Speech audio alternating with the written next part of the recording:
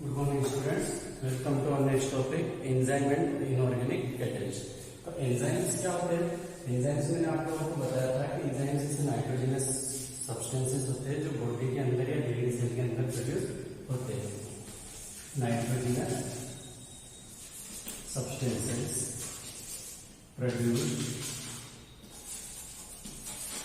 इन living cell. Living cell में produce होने वाले नाइट्रोजन सब्सटेंस जो होते हैं वो एंजाइम्स होते हैं. और कैटलिस्ट क्या होते हैं?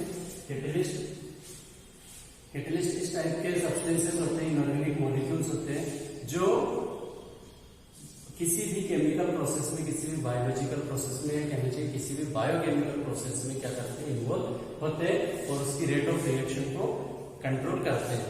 यदि रेट ऑफ रिएक्शन को कुछ कैटलिस्ट देखिए ऐसा होता है, कुछ कैटलिस्ट रेट ऑफ रिएक्शन को बढ़ाते हैं, मीन्स उस प्रोसेस को जल्दी करवाते हैं, और कुछ कैटलिस्ट ऐसे होते हैं जो रेट ऑफ रिएक्शन को कंट्रोल करते हैं, उस रिएक्शन को स्लो करवाते हैं, है ना. तो रेट ऑफ रिएक्शन को इंक्रीज करना है, रेट ऑफ रिएक्शन को डिक्रीज करना है, ये काम किसका होता है? कैटलिस्ट का. एंजाइम भी कैटलिस्ट के रूप में ही काम करते हैं. तो हमें समझना है एंजाइम एंड इनऑर्गेनिक कैटलिस्ट. तो देखिए, तो हम बात करते हैं इसके कुछ कैरेक्टरिस्टिक्स की. सम सिमिलरिटीज जो दोनों के बीच में होती है. Both enzyme and inorganic catalyst remain unchanged quantitatively as well as qualitatively after reaction and both can be reused. तो हम यहाँ पर दोनों की सिमिलरिटीज के पॉइंट देखते हैं.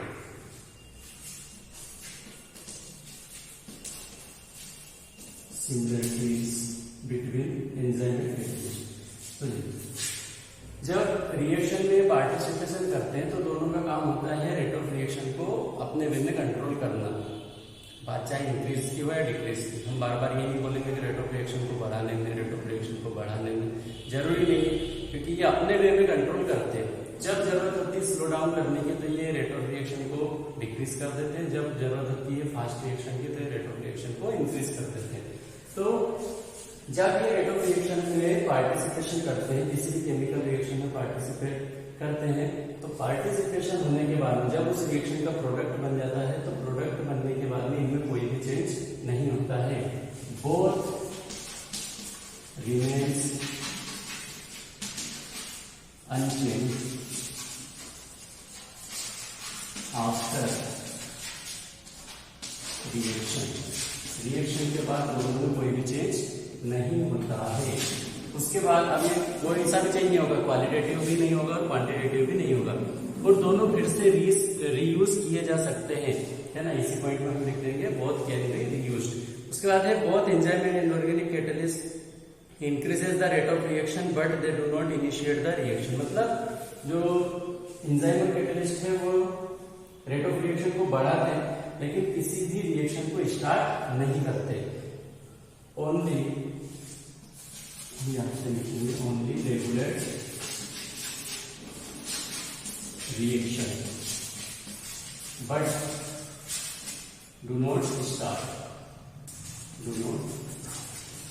किसी भी केमिकल रिएक्शन को, किसी भी केमिकल प्रोसेस को ये स्टार्ट नहीं करते. जब वो स्टार्ट हो जाता है तो उसके बाद ये केवल उसको रेगुलेट करने का काम करते हैं. ये दोनों की कैरेक्टरिस्टिक्स है.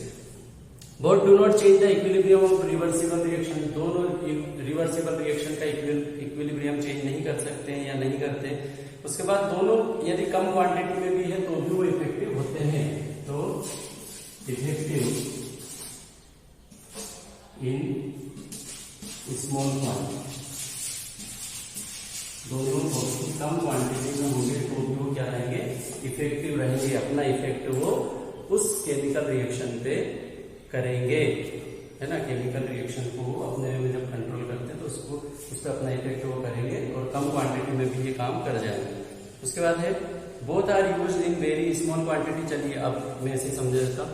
Both increases the rate of reaction by decreasing the activation energy of the substance and reaction. दोनों क्या करते हैं? एक्टिवेशन एनर्जी को डिक्रीज करते हैं.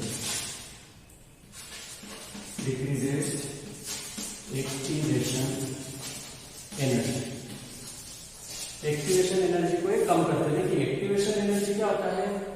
किसी भी केमिकल रिएक्शन के लिए, किसी केमिकल रिएक्शन को स्टार्ट होने के लिए जितनी एनर्जी की जरूरत पड़ती है उतनी एनर्जी को बोला जाता है उसकी एक्टिवेशन एनर्जी. अब यदि उसी एनर्जी की वैल्यू को कोई सा भी सब्सटेंस मीन्स एंजाइम या कैटलिस्ट क्या कर देता है, उस एक्टिवेशन एनर्जी को डिक्रीज कर देता है, मतलब वो रिएक्शन पहले ही हो जाती है।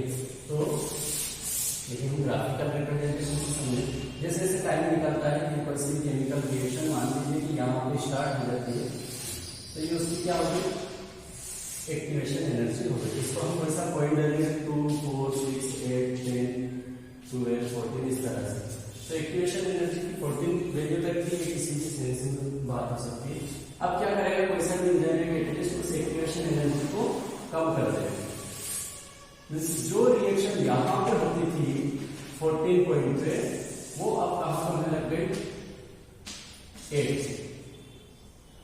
ठीक है, तो ये जो डिक्रीजमेंट है, ये डिक्रीजमेंट है एक्टिवेशन एनर्जी का, मतलब वो एनर्जी उसने जल्दी उसको दे दी। उसके बाद है both form initiate unstable complex with substrate और रिएक्टेंट। दोनों ही सबस्ट्रेट या रिएक्टेंट के साथ जब कंबाइन होते हैं तो एक कॉम्प्लेक्स बनाते हैं फर्स्ट स्टेज में, तो दोनों कॉम्प्लेक्स बनाते हैं। उसके बाद जो रिएक्टेंट है वो प्रोडक्ट में कन्वर्ट होता है। तो किस तरह से कॉम्प्लेक्स बनता है देखिए, तो हम पहले तो यहाँ पे लिख देते हैं कॉम्प्लेक्स फॉर्मेशन, कॉम्प्लेक्स फॉर्मेशन। जैसे कैटलिस्ट है वो किसी भी सबस्ट्रेट के साथ कंबाइन होता है तो वो कैटलिस्ट सबस्ट्रेट कॉम्प्लेक्स बना देता है, कैसा होता है, अनस्टेबल होता है। उसके बाद यदि एंजाइम है वो किसी भी सबस्ट्रेट से कंबाइन होता है तो एंजाइम सबस्ट्रेट कॉम्प्लेक्स बन जाता है। तो दोनों की ये प्रॉपर्टीज होती है। उसके बाद कुछ डिफरेंसेस भी है, दोनों में डिफरेंस है, डिफरेंस टेबल भी मैं आपको समझा देता हूँ। तो ये सिमिलरिटीज हो गई, सिमिलरिटीज के बाद है इसके डिफरेंसेस।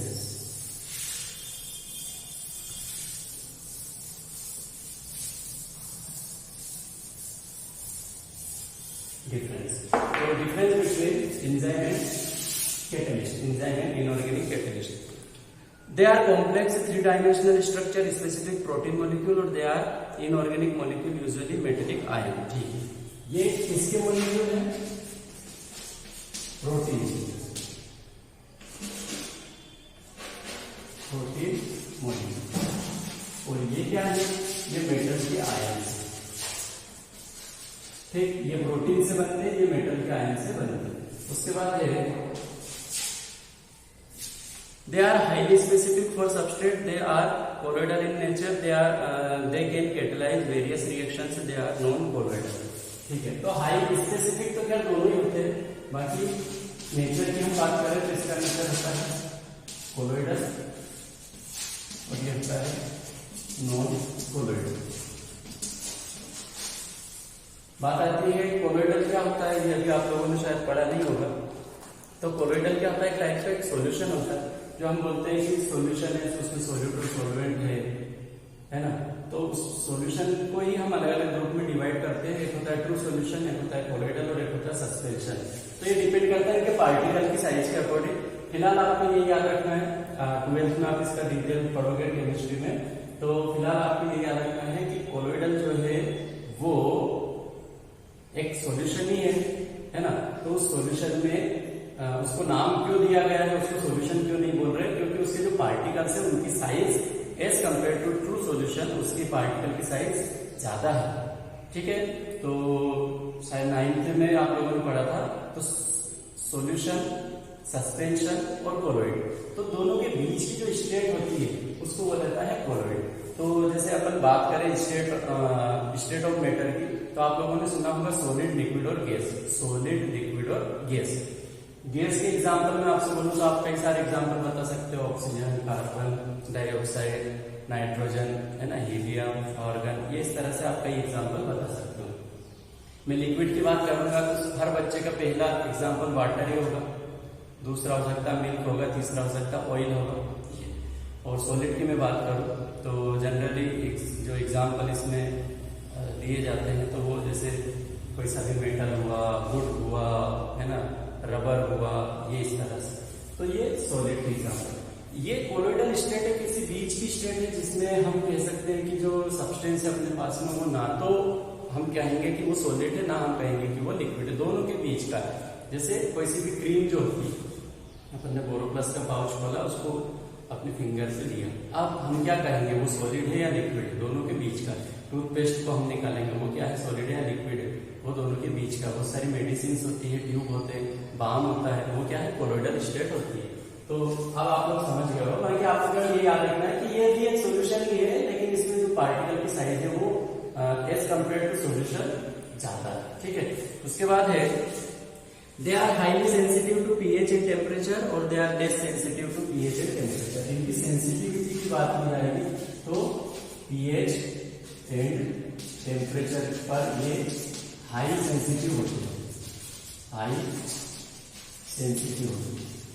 हाई सेंसिटिव का मतलब क्या कि पीएच और टेम्परेचर की वैल्यू जो इनके लिए फिक्स है उसी पर ये वर्क करेंगे, और जैसे उसकी वैल्यू थोड़ी बहुत चेंज होगी तो इनकी कहीं ना कहीं जो एक्टिविटी है, जो रिएक्टिविटी है, वो भी इफेक्टिव, वो भी उस पर भी एडवर्स इफेक्ट होगा। उसके बाद इसमें भी हम बात करें पीएच एंड टेम्परेचर की सेंसिटिविटी की, तो ये लेस सेंसिटिव होती है। लेस सेंसिटिव का मतलब कि थोड़ा बहुत जो चेंजेस होता है पीएच और टेम्परेचर की वैल्यू में, उस पर भी एक्टिव रहते हैं। नेक्स्ट पॉइंट है दे आर बायोलॉजिकल प्रोडक्ट। ये कैसे है, बायोलॉजिकल प्रोडक्ट। क्यों है बायोलॉजिकल प्रोडक्ट, क्योंकि हमने डेफिनेशन में पढ़ा है कि लिविंग सेल से प्रोड्यूस होते हैं, और ये लिविंग सेल से नहीं होते, ये मेटल आयन से प्रोड्यूस होते हैं, या अदर केमिकल सब्सटेंस से प्रोड्यूस होते हैं, या जनरली मेटल ही होते हैं। बहुत सारे मेटल कैटेलिस्ट का काम करते हैं, नॉन मेटल कैटेलिस्ट का काम करते हैं, इस तरह से। तो ये non biological product, non biological product.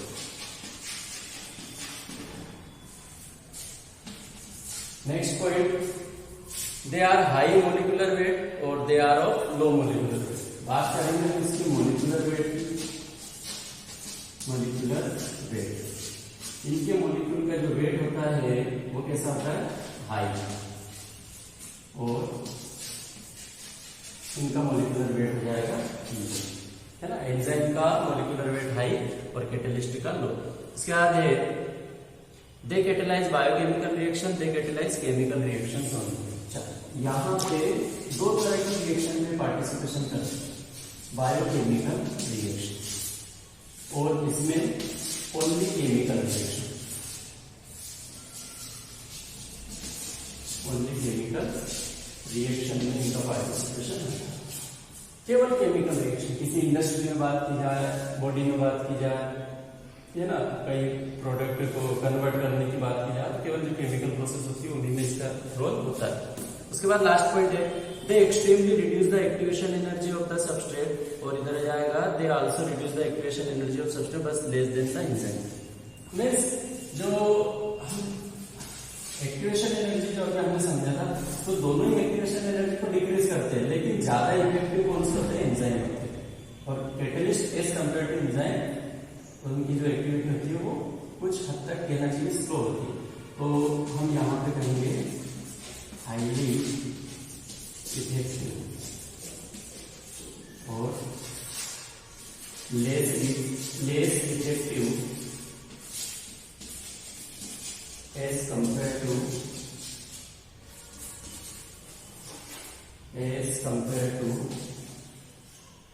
Enzymes, है ना। एंजाइम के कंपेरिजन में इनकी रिएक्टिविटी कम होती है, ठीक है, इनका इफेक्टिव नेचर जो है वो कम होता है। उसके बाद ये प्रॉपर्टीज, तो प्रॉपर्टीज को डिस्कस कर लेते हैं हम। प्रॉपर्टीज में हम पढ़ेंगे एंजाइम्स की प्रॉपर्टीज। तो देखिए प्रॉपर्टीज, अब क्या क्या पॉइंट हो गए, सिमिलरिटीज हो गया, उसके बाद difference between enzyme and catalyst हो गया। Now we are going to start properties of enzymes.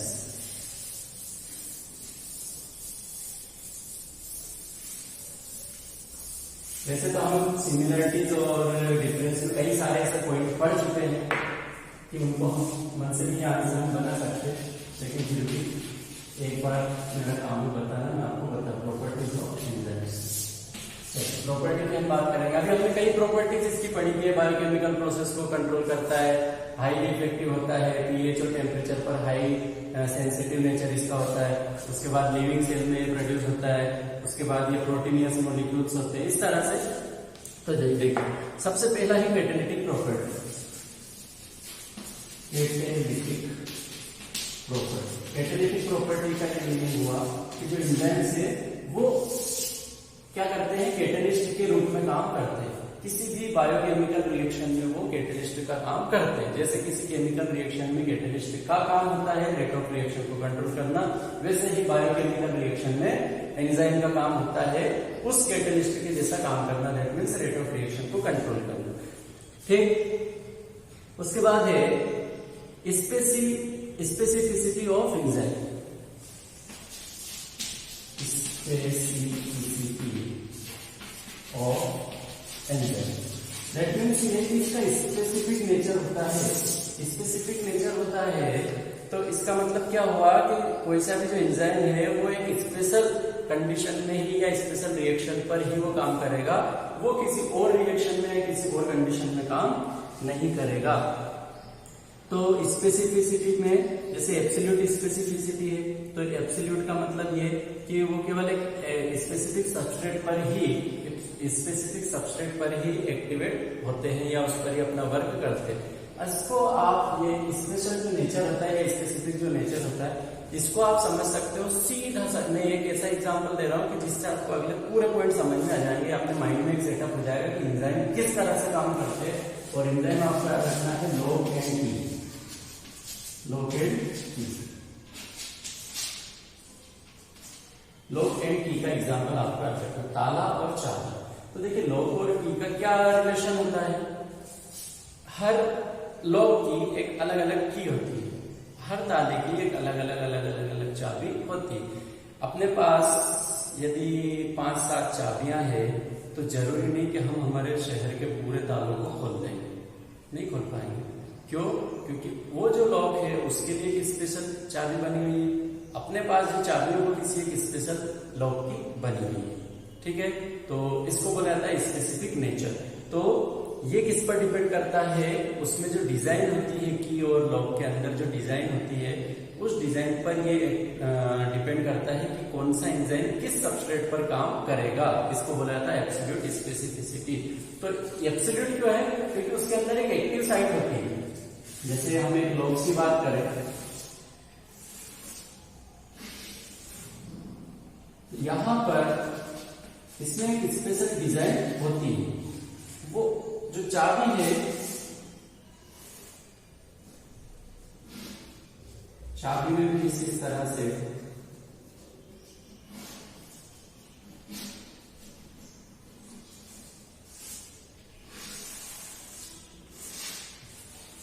यहां पर और यहां पर इनका जो शेप होता है वो एक जैसा होता है, जो स्ट्रक्चर है वो ऐसा होता है कि ये की जो है ये इस लॉक के अंदर फिट हो जाती है। तो यहाँ पर जहां पर देखिए इसको हमने माना सबस्ट्रेट, इसको हमने माना एंजाइम। हमने पढ़ा है कि एंजाइम सबस्ट्रेट के साथ मिलता है और एंजाइम सबस्ट्रेट कॉम्प्लेक्स बना देता है। उसके बाद ये जो एंजाइम ये अलग हो जाता है, जो सबस्ट्रेट था वो प्रोडक्ट में चेंज हो जाता है। ये होती है बायोकेमिकल रिएक्शन। तो ये जो साइड होती है जहां पर इसकी की फिट होती है ना, इसकी फिटिंग के लिए साइड होती है, इसको बोला जाता है एक्टिव साइड। एक्टिव साइड, इस एक्टिव साइट पर ही एक्टिव रहेगा या एक्टिव साइट पर ही इसका वर्क होता है। तो ये आप लॉग और की के एग्जांपल से याद रख सकते हैं कि स्पेसिफिक नेचर का क्या मीनिंग होता है। आगे भी आप बायोलॉजी में, केमिस्ट्री में एंजाइम और प्रोटीन और अपने कैटलिस्ट कई सारी ऐसी प्रॉपर्टीज पढ़ोगे जिसमें स्पेसिफिक नेचर की बात होगी, तो आप सीधा सा इससे समझ सकते हो। उसके बाद बॉन्ड स्पेसिफिसिटी पे इसका मतलब है कि जो एंजाइम जिस सबस्ट्रेट के साथ में बॉन्ड बनाएगा वो उसी को कैटेलाइज करेगा। उसके बाद ग्रुप स्पेसिफिसिटी है, मतलब कौन से फंक्शनल ग्रुप के साथ वो अटैच होता है। उसके बाद है स्टीरियो स्पेसिफिसिटी, मतलब किस तरह का उसके शेप में वो ज्वाइन होता है या किस तरह के शेप पे वो वर्क करता है। थर्ड प्रॉपर्टी है कोलोइडल नेचर। कोलोइडल, देखिए कोलोइडल नेचर मैंने आपको पहले बता दिया। कोलोइडल नेचर क्या होता है, इनसे सोल्यूशन बनाते हैं लेकिन इनकी जो पार्टिकल की साइज होती है एज कम्पेयर टू सोल्यूशन थोड़ी ज्यादा होती है।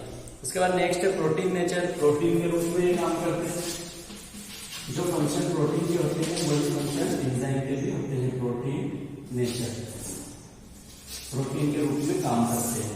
उसके बाद है रिवर्सिबिलिटी ऑफ रिएक्शन। दोनों डायरेक्शन में रिएक्शन को रिवर्सिबिलिटी मतलब फॉरवर्ड रिएक्शन को भी ये कैटेलाइज करते हैं, बैकवर्ड रिएक्शन को भी कैटेलाइज करते हैं। उसके बाद है पीएच सेंसिटिविटी।